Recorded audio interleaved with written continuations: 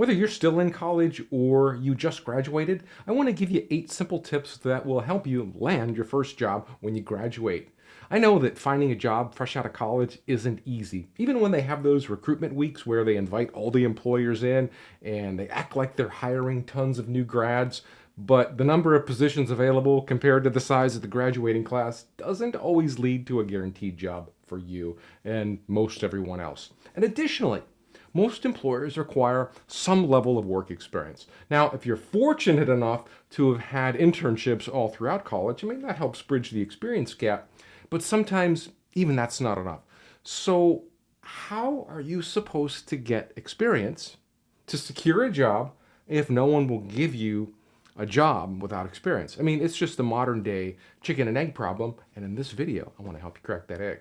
So today I'm going to walk you through 8 steps to landing your first job right out of college. And I'll cover some common problems along the way, and I'll show you how to get around them, as well as some other helpful hints. So let's dive right in and get you the job you want. Now, number one, the first thing you want to do is utilize all of the resources that are made available to you before you leave your college campus. You see, most colleges, they offer career advisory services that can help pinpoint you in the direction that you want to go.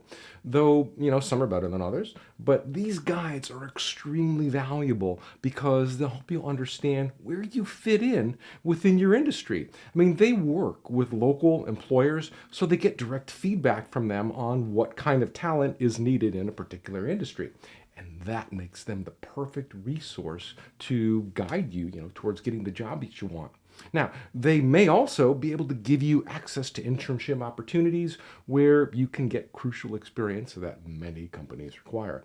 For me, I used to be a volunteer in career services at Kent State University in Kent, Ohio, because they wanted an outside perspective. So they brought me in to help students, to help polish their resumes, and to make them highly effective.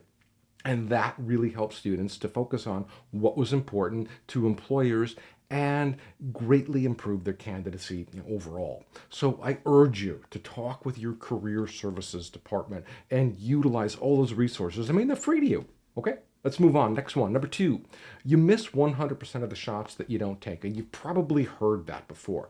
And that really means you'll never get a job if you don't apply for it. There might be a job that you want, let's say, Google or Apple, but you feel the odds are not in your favor. And well, you would be right. But I urge you to take the shot and commit to it. And don't just send them your resume, but reach out to them on the phone, in mail, or whatever it takes. But be persistent, but not a pest. And build a relationship with someone over there, some kind of key individual that will be your guide, your contact. And just, try to find someone who works there. And LinkedIn is a great tool for this. And, reach out to someone there and start a conversation about how you can work for them and, what you can do and what you're excited about them. It does take time, but your persistence is going to pay off in the end, especially if you're going for one of those high-profile jobs at a high-profile company. Okay, next one, number 3. So what about a lack of work experience? Now, if you have no work experience, you'll have to dig deep to find some kind of content for your resume. But just think about the things that you've done throughout your education and how the skills and knowledge that you've gained can be applied to the workforce, to some kind of company out there. Ask yourself, did you volunteer? Did I volunteer my time? Do you have any internships? Did you work on any personal projects like a blog or a consulting gig, that's related to the types of jobs you're seeking? Were you in any clubs that, maybe you were in a financial club and you guys did real world investing? Whatever it is, that is all experience. Now, those are all areas of experience that you can actually put on your resume. Even if you didn't get paid for it, work is work, which equates to experience. But worst case, if you have 0 work experience and not one single piece of work for your resume except, that pizza shop job you had, then consider becoming a content creator and write articles or create videos on subject matter that is related to your career. It's not much, but it's a start. And then you'll have something to put on your resume that is relevant to your career. Okay, let's move on to number 4. How can you stand out from the crowd? The the job space is crowded with tons of people. So you need to be unique. Now, the easiest way to be a standout candidate is to show the hiring manager what makes you unique. And the best way to do that is through stories. Remember this: people remember people by the stories they tell. So I urge you to build a good story so when they ask you, so Don, can you tell me a little bit more about yourself? You'll have a story to share, your journey of how you got started and doing what you do and what you're looking for. Now, this question is the perfect opportunity for you to tell them what you like about what you do. And I'll say that again. Tell them what you like about what you do. Essentially, share your passion.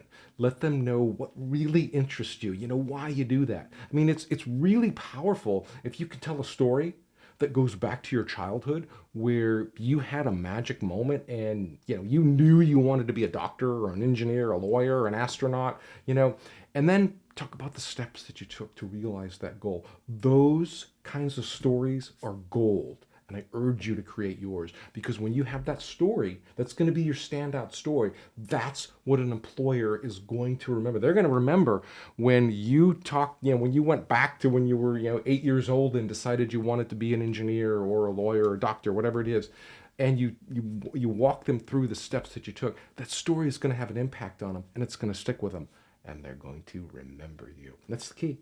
All right, let's move on here to number 5.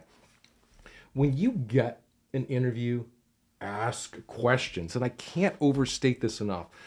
Be interested and excited about the job and prepare for your interviews and ask lots of questions. But not just any questions, questions that will help you make an informed decision about whether you want this job or not. That's really the key. Those are the important kind of questions. So ask questions about the job, the direction of the company, their culture, or anything else that is important to you. But don't just ask any old question. Make sure they're focused questions. Even ask the interviewer, what they like about the company or the culture, or what attracted them to, the industry and kept them there. I mean, you could also ask about the review process. You might want to wait till the end of the interview, but ask how you'll be assessed for the position. And if you aren't sure what specifics to ask because maybe you haven't been in the workforce yet, I mean, that's okay.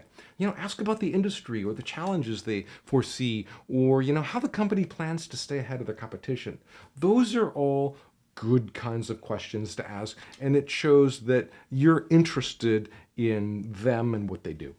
You see, asking questions shows interest, initiative, and engagement, but avoid asking questions about vacation, or work schedules, even salary, at least during the first interview. But if they bring it up, then it's fair game. Have the conversation and be prepared for it. But don't ask those questions initially. All right, let's move on here to number 6, finding your path. Now, if you have absolutely zero idea where to start and the career counselor just wasn't as helpful as you'd hoped, don't sweat it. Consider thinking about where you want to be and then work backwards from there. I mean, you can always take those aptitude tests, but I've never been a big fan of those, mainly because I feel fairly strongly about what I want. But I can understand that at this early age, it's hard to know what you want. But a completely different approach would be to use the process of elimination and start thinking about all the things or the types of jobs that you wouldn't want to be doing. Now, obviously, this topic requires a much deeper discussion and conversation. And actually, I'm happy to have that with you over Skype. Just reach out to me at my website. Just go to jobinterviewtools.com/contact and just say, hey, Don, I saw your video up there on YouTube. I'm interested in meeting you on Skype. And I'll send you over some more details on how that process works. Okay, let's move on here to number 7. When do you start planning your career? I mean, just like high school, preparing for the next step is a multi-year process that you shouldn't put off. But do this. In your second year of college, assuming, you haven't already graduated, in your second year of college, start working on securing internships, and your career services department can be a great asset to you in this. I mean, that way, by the time you graduate, you'll already know which direction you'd like to go, or at least you'll have a better idea. And don't blow off those career days, because those are a huge opportunity for you to meet industry experts. Even if they're not hiring you, they act like they're hiring, but they're not. Just go out there and talk to them. This will get you more immersed in the process of talking about the kinds of things that you do, and they'll tell you the kinds of things that they're doing. And maybe somewhere you guys will meet in the middle, but either way, it's going to help you focus on what you're looking for. Okay, let's move on to the last one here. Number 8, avoiding mistakes. Now, when you're applying to jobs, don't just, hit and click and apply to 500 job postings at once. Read the posting carefully so you don't get disqualified, for maybe missing a detail. I mean, the company might want you to apply a certain way, and if you don't, they'll assume that, well, you can't follow instructions, and they'll just reject you without even telling you. And believe me, that's no fun while you're just sitting there waiting at home for the call and they've already rejected you.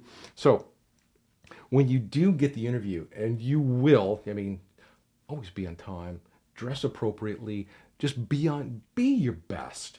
And before you get that interview, I like to take a walk. A couple hours before the interview, I'll just take a walk around the block, clear my head, and I'll visualize myself working in that job. And that puts me in a much better physical and mental state for the interview.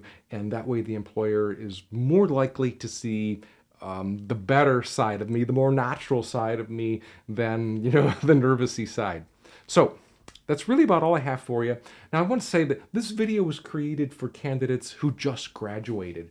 But if you're looking for more techniques, browse through my channel. I've got a ton of videos that go into much greater detail on, how to answer questions for second and third interviews, writing resumes, or, preparing for your first interview. I even have videos on, after you get hired, 14 steps that you should do on your first day of your job. So that's really all I have for you. I got one more thing for you. Hang on a second. I want to give you, if you do get an interview, head on over to jobinterviewtools.com, download this book for free. This is going to show you how to answer the 10 most common questions. Now, even though you just graduated from college, some of these questions, they require a little bit of experience to answer, but some of them don't, especially like, tell me about yourself. Maybe some, what are your weaknesses and stuff like that? What are you looking for? Why do you want this job? Those are going to be of benefit to you. And that's why this book is really helpful. This is really good for first-time job seekers, because it's going to give you some insight on how to construct your answers and some insight on what interviewers are looking for, so that you can give them an answer that's, kind of resonates with what they're looking for. So anyway, you can get this from jobinterviewtools.com/top10. Just put in your name, email address, tell me where to send it. I'll get it right out to you. And I think that's it. I think that's all I got for you today. If you like this video, please give it a thumbs up. I really appreciate it. And if you want to, please subscribe to my channel. It won't cost you a dime. It's free. And I wish you the very best on your next interview. We'll see you in the next video. Bye now.